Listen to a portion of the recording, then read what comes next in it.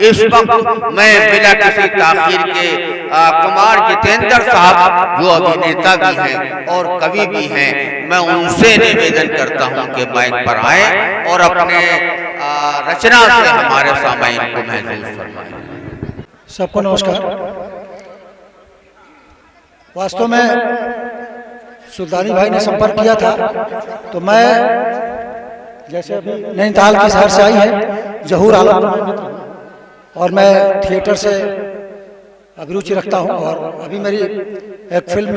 Release भी होने वाली है प्रसाद टॉकीज में 3 तारीख से। तो मैं जो सुना रहा हूं परिभाषा में आप उसको देखिएगा, कुछ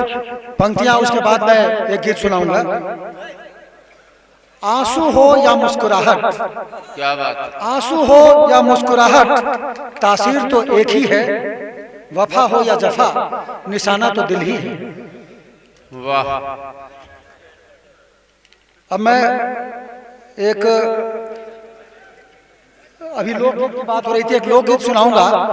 भोजपुरी में जो कुछ अलग मिजाज का है। बाकी तो आप यहाँ गजल और शेर सुनेंगे ही, उसे मैं सुनाऊंगा, आपको बहुत अच्छा लगेगा।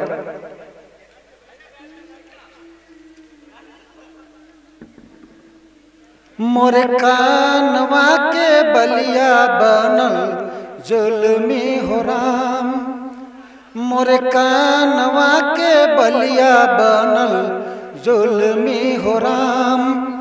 हिल हिल चूमेला गलिया जैसे सैया हो राम, हिल हिल चूमेला गलिया जैसे सैया हो राम, मोरे कानवा के बलिया बनल जुल्मी हो राम। पियवा के पता नहीं खे कैसे कहीं बतिया, पियवा के पता नहीं खे कैसे कहीं बतिया, बलिया हमार बनल राजा जी के घतिया, बलिया हमार बनल राजा जी के घतिया, बिरझे सैया बाकर देखी है बलिया हो राम, बिरझे सैया बाकर देखी है बलिया हो राम, हिल हिल चू मेला गलिया जैसे सैया हो राम, मोर कानवा के बलिया बनल जुल्मी हो राम।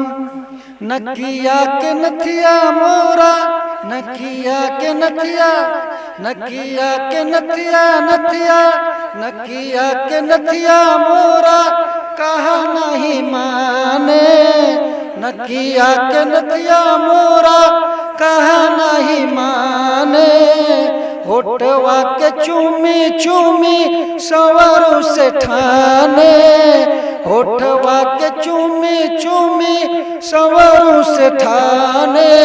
और हम कैसे करी सिकवा नथिया भावे हो राम, मोर कानवा के बलिया बनल जुल्मी हो राम, मोर कानवा के बलिया बनल जुल्मी हो राम। जे हम देखी अपन बलवा के ओरिया, जे हम देखी अपन बलवा के ओरिया, करे बर जोरिया खन खन बाजे मोर चूड़िया,